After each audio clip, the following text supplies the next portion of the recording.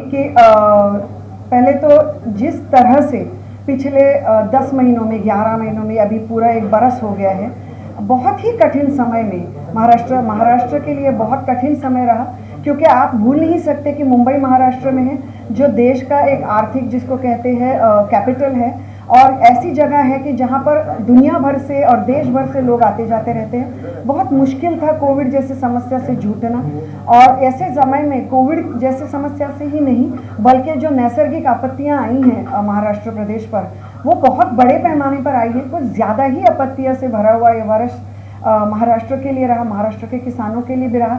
एक बहुत ही ज़बरदस्त कामगिरी मुझे लगता है महाआघाड़ी सरकार ने की है, और उसमें बहुत बड़ा हाथ उद्धव जी का रहा है। और उद्धव जी एक सीएम के तौर पर उन्होंने इतनी बढ़िया तरह से महाराष्ट्र को संभाला है, अपने साथ लेकर चले हैं। जहाँ पे ज़रूरत होती है वहाँ पे वो अपनी स्ट्रेंथ दिखाते हैं, जहाँ पर ज़रूरत होती है वहाँ पे वो घर का जैसे कोई बड़ा सदस्य आकर हमसे और आपसे बात करता है, उस तरह लोगों को समझाते भी हैं। तो मुझे लगता है जिस तरह उन्होंने महाराष्ट्र को खूबसूरती से संभाला है, वो देखकर मैं बहुत प्रभावित हूँ, और इसलिए मैं चाहती हूँ कि ऐसे नेतृत्व में मैं जरूर काम करना चाहूँ। पार्टी की तरफ से किसने आपको अप्रोच किया? क्या रश्मि ठाकुर जी का कोई भूमिका आपको साथ में रखने में, सुबंधन बांधने में कुछ बातचीत हुई हो आपको रखा? रश्मि जी हैं, और फिर बहुत सारे लोगों के साथ है, लेकिन मुझे कॉल दरअसल उद्धव जी से भी आया, और उद्धव जी ने मुझे बहुत ही खूबसूरत बात कही। जब एमएलसी की बात हुई, उन्होंने मुझे कहा, पहले मैं मराठी में कहना चाहूँगी की आपली जी विधान परिषद आहे महाराष्ट्राची परंपरा इतकी मोठी आहे की त्याच्यामध्ये महाराष्ट्राच्या विधानसभेचा सामाजिक आणि सांस्कृतिक दर्जा वाढावा अशी माझी मनोमन इच्छा आहे।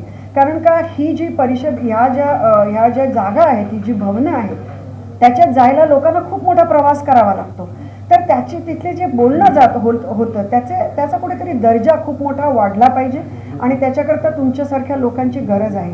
तर ये सोच ही पहले मुझे बहुत बढ़िया लगी कि उन्होंने कहा कि विधान परिषद जैसी जगहों पर बहुत ज़रूरी है कि महाराष्ट्र जैसा प्रदेश जो अपने आप में सांस्कृतिक और सामाजिक मूल्यों पे हमेशा आगे रहा है, ऐसे मूल्यों को आगे रखना बहुत ज़रूरी है। और इसलिए कहीं ना कहीं उन्होंने मेरे बारे में सोचा, इसके लिए मैं अपने आप को बहुत खुशनसीब समझती हूँ।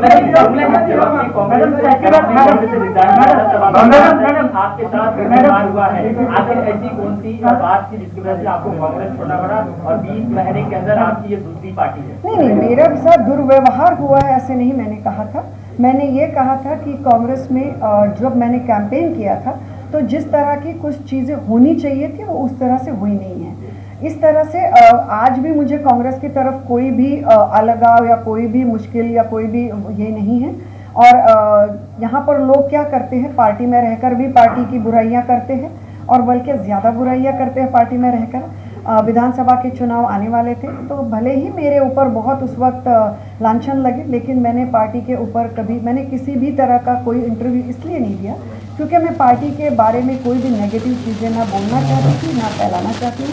आज भी मुझे सोनिया जी और राहुल जी के बारे में रिस्पेक्ट है, और महाराष्ट्र प्रदेश में कहूँ तो बाला साहेब थोराट जी जैसे बहुत ही एबल उनको वहाँ पे महाराष्ट्र प्रदेश में मराठी और हिंदी में कसरत थोड़ी मुश्किल हो जाती है। बहुत बेहतरीन लीडर है अपने आप में। सो अभी मुझे नहीं लगता ये सारी चीज़ें मायने रखती हैं, क्योंकि एक बरस से ज़्यादा वक्त जब इंसान उस पर गुजरता है, तो मतलब मुझे लगता है कि अपने आप में कोई वजह रही होंगी।